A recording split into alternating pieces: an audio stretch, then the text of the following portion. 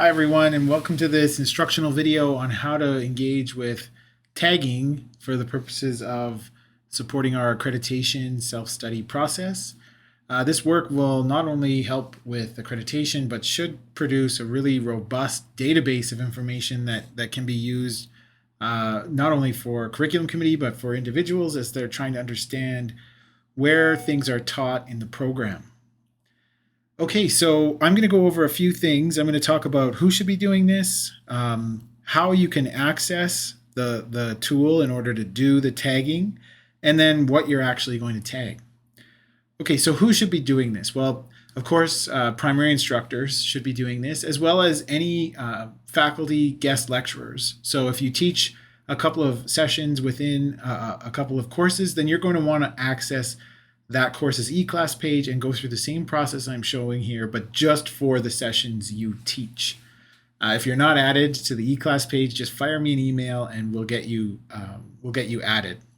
So which courses are we doing this for? So we're doing this for all fall 2021 courses and all winter 2022 courses. So this is meant to be, the most up-to-date information about what we've taught in the PharmD program. And that's important too. This is only for PharmD classes. Now, before I continue, I just want to give a shout out to Scott, who's graciously offered to let me use his course as a demo for showing how to do this work. So thanks, Scott, for that. All right, how do you access the tagging functionality? Well, you just go to your eClass page. So we're just on the main eClass page of your course. And you go up to the gear here and you click on Syllabus Creation Tool. Now it loads really quickly normally. There's a couple of places where you might experience delays, and that's normal. It's frustrating a little bit, but it is something that you shouldn't have to deal with too much. So you'll notice the syllabus tool has three functional tabs: the general tab, which is course level information; the sessions tab, which is your lectures, labs, and seminar information; the assessments tab; and the syllabus tab. So we're going to be working in the sessions tab. And when you click on the sessions tab, there is a delay. So this is because the database in the background is quite complex. It's connected to something that's functioning for all courses at the university. And so, unfortunately, that's just the way this has been built. It shouldn't be more than 30 seconds. And once you're in the Sessions tab, you shouldn't experience any more delays until you get to the point where you want to take a break. So the fact that it might take a few seconds to save shouldn't impact your ability to move on to whatever work you're trying to do. Okay, so now you can see there's the spinning wheel that indicates that your browser is working has stopped, and the all of the information for all of the sessions is now uploaded. So one of the first things you want to do to make your life easier in working with this is to click on Expand All and then Collapse All. Just make sure you're in a collapsed all interface. That way you can see the list of courses that or list of sessions that you have to tag, and you can work through them one by one, opening them and closing them as you finish doing your tagging.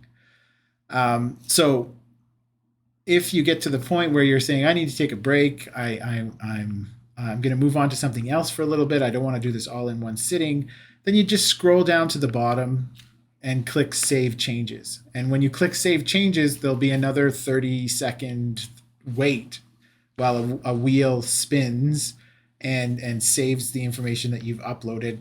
And then you can come back to it later and continue from where you left off.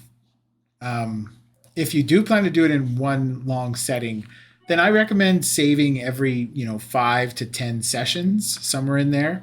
Once you've done 5, just go down and click Save, check your email while it's doing its work, and then come back and continue on. Okay, so how do you do this? Well, and what are we actually tagging? If we click on the first session in this course, we see the information about the title of the course is here, who's teaching it, all this stuff that's already entered into the tool. And Carol Goss has done some work to make sure this is all relatively well updated. But if you notice any errors, go ahead and fix them. The first thing you might notice is that the teaching strategies thing has not been selected. I think for the winter term we've got this covered, but for fall term we may not have. So if you notice it hasn't been covered, just quickly click on the different strategies you've used in this session, and you can see definitions of what they mean by these different labels. You can click more than one on a Windows computer holding Control while you're clicking. On a Mac, you hold Command while you're clicking, and then you can deselect them. So that's the first thing that we want you to tag is the teaching strategies.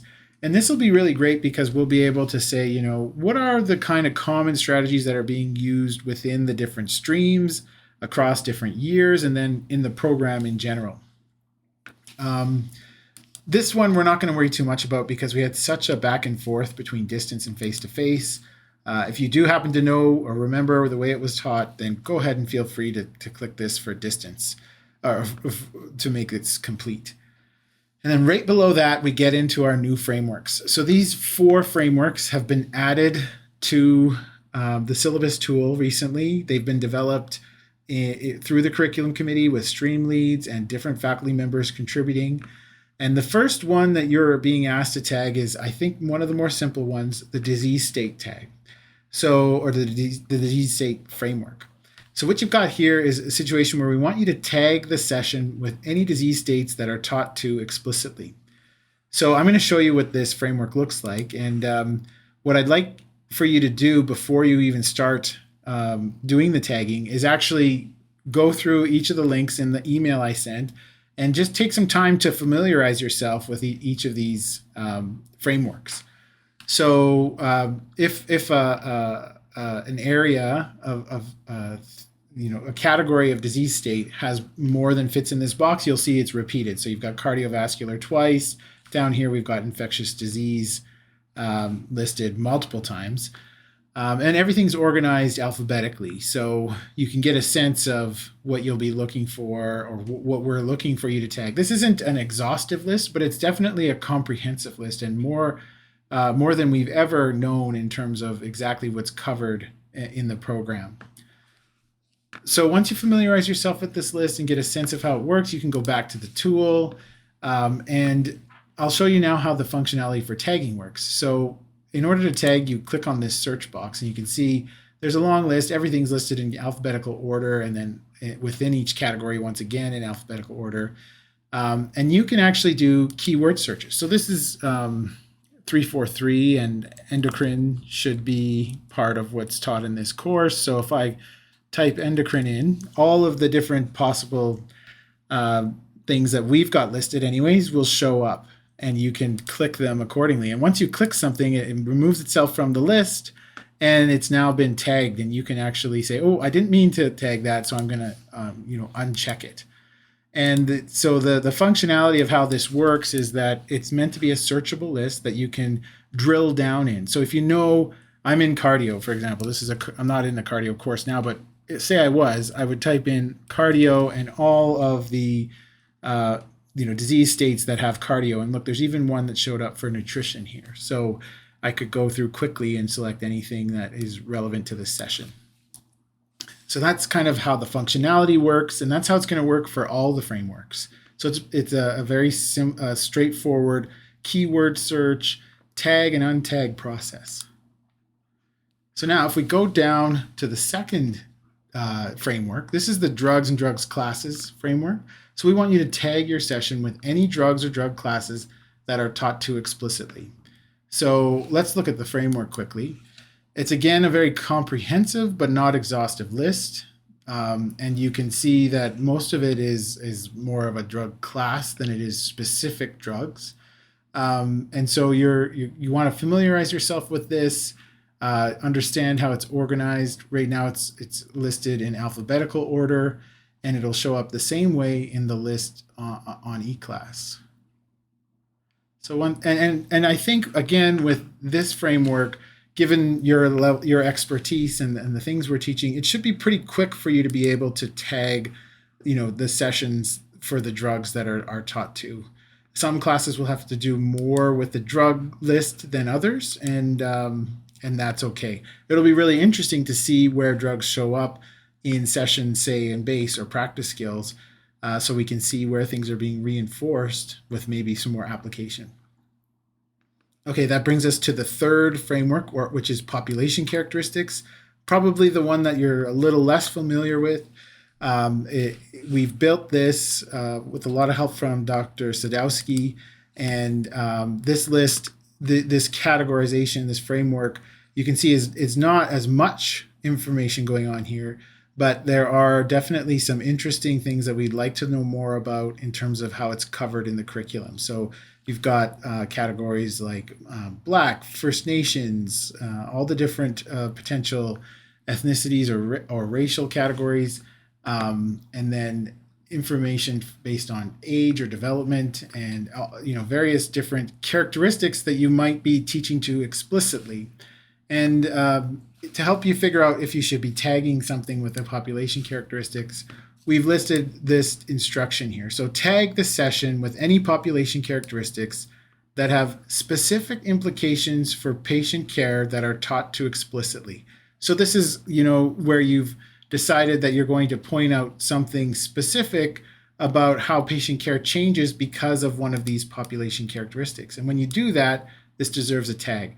And a lot of this might actually happen in case discussions or seminars where you're looking at cases. Wherever you're dealing with cases, I imagine that this type of information might be tagged. Probably won't be tagging as many sessions with this framework as you would with the other two, but again, you can search with keywords to limit the number of things that show up in this list. So if I wanted to look at the pregnancy tags, I can see that there were 3 that I could potentially tag this with. So that's the population characteristics framework. The last one is the most maybe subjective and difficult one to work with. It's very comprehensive. It's our faculty program outcome framework. So let's look at this. Now, this is essentially the AFPC outcomes plus revisions that have been made based on our local context, based on things that have changed over time from a professional practice standpoint. So most of this is AFPC, but there's been some revisions. You may recall recently we did some revisions related to equity, diversity, and inclusion. So there are 7 primary categories of competencies or outcomes. And within each of these main categories, once you've read through this, which I think of all the frameworks, this is the one that you probably should spend the most time just, getting familiar with, re-familiar with. Each of the main categories has a set of main competencies that are kind of general. We're not asking you to tag to this level. We're actually asking you to tag to this next level. And this next level is a little more specific, but keywords will be really helpful for you to be able to identify if something should be tagged here. With some of our courses that are less skills-oriented and practice-oriented, you will likely scroll down and be dealing in the scholar section where we talk about foundational knowledge that's necessary to be able to provide patient care. So you might want to familiarize yourself with those. And one other note about this framework is that, in fact, there's a 4th level. So within the care provider especially, you can actually add, there's another sub-level of information, of competencies that are specified. But in order to make this manageable, we decided to focus in on this 2nd level within each of the main categories.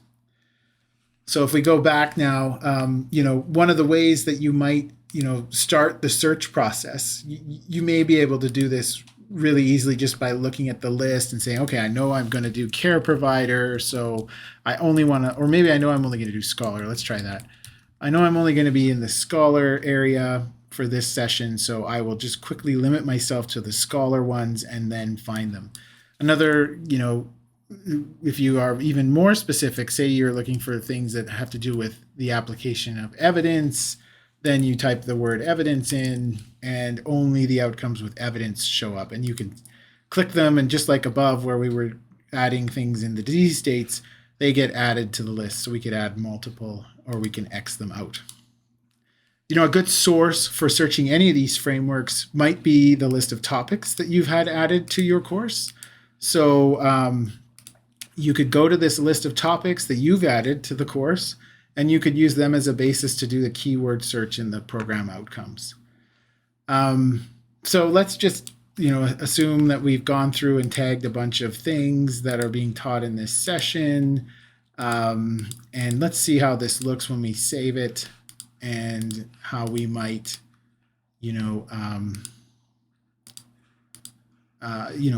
see what it's like to save, because that can be a bit of a painful process. There's a bit of a wait. And that's why I recommend that you do multiple sessions before you scroll down and hit save. So now I've tagged a bunch of things to this session. I'm going to scroll down to the bottom and hit save. Up in the top of my browser, you can see there's a wheel spinning. I won't make you watch this all, so I'll just be quiet so I can pause this. Okay, I'm back. That was at least 30 seconds, maybe a little longer. No more than a minute, but saving takes quite a bit of time. So that will be annoying if you're trying to save all the time. So I recommend, deliberately waiting to save until you've done a bit of work, and maybe even wait until you've done all the work. So you can see all these tags have been added. If I close this session, I can go to the next session and then begin with the tagging process for the next session. So obviously Scott won't want any of these tags. They've just been randomly selected by me. So I'm going to clear them out, and then I'm going to save and put this back to a normal state. I'll be right back. Okay, so I'm back, and you can see now that all the tags have been removed. Oops, it jumped around a little there. All the tags have been removed. It does take quite a long time to save. It's not a fun thing to wait through, so I will say it one more time. Only save when it's necessary, when you feel like you're going to be moving away from the work for a little while. So that's how you engage with the tagging activity that we're asking you to do. If you have any questions, just feel free to reach out to me at any time by email. I can set up a Zoom session, or I can even maybe meet in person if you prefer. But we do see the value of this, not only for accreditation, but also for future management of the curriculum and understanding where we might have gaps, where we might be overemphasizing or underemphasizing, and trying to just do ongoing improvement. Thanks.